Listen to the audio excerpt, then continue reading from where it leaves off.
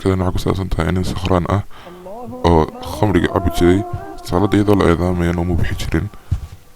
intaa ku mudaysan xumaanta wadi jiray laakiinse caruurtiisa iyo xaaskiisu dili jiray maalin kasta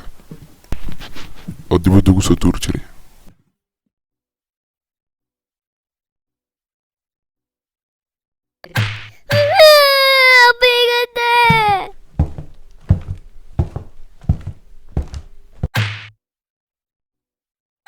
caruurtiga daadil meydkoodii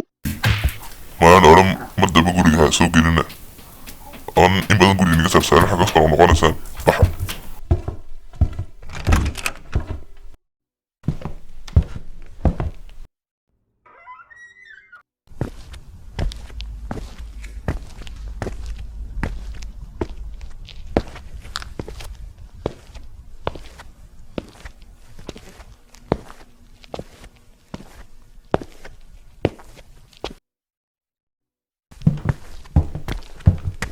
إنا لله وإنا إليه راجعون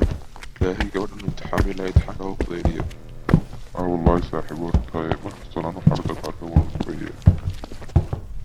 hooyana marsha inaan jaarnahaan tegin ee la soo hadlayaa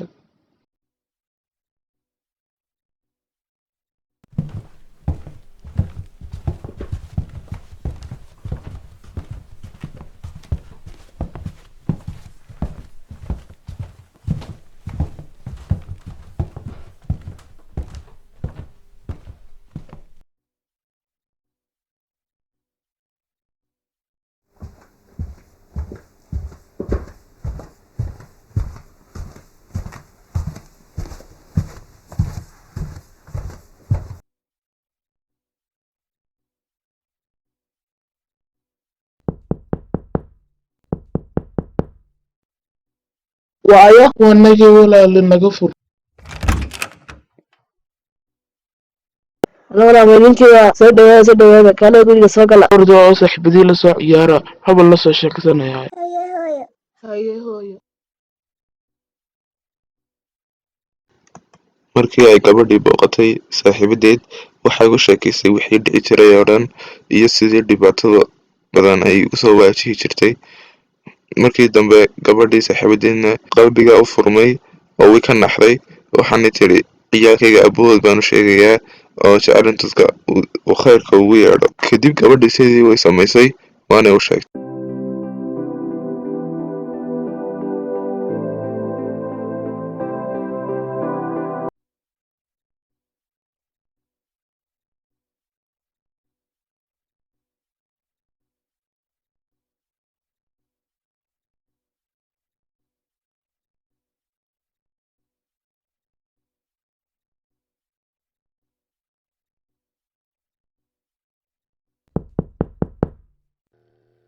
السلام عليكم ورحمة الله وبركاته والله فرمحات هاي خلينا محاكو كان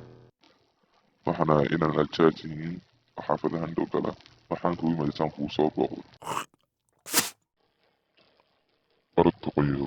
بحريق الله تخلص أبوك وغضا رد بيانا فوارك لأنه مدى بعايم جزاك الله خير وارنتها حل نحل صوب وغضا معها وحل مناسبة معها لكن الكلام صوب وغضانا إن شاء الله marka leyti muddada meelaha ku arko madax yalku jabin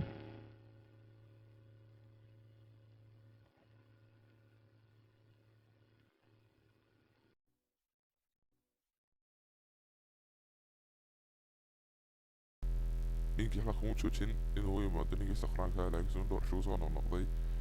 laakiin isla jawaabta ma ku soo noqonaysa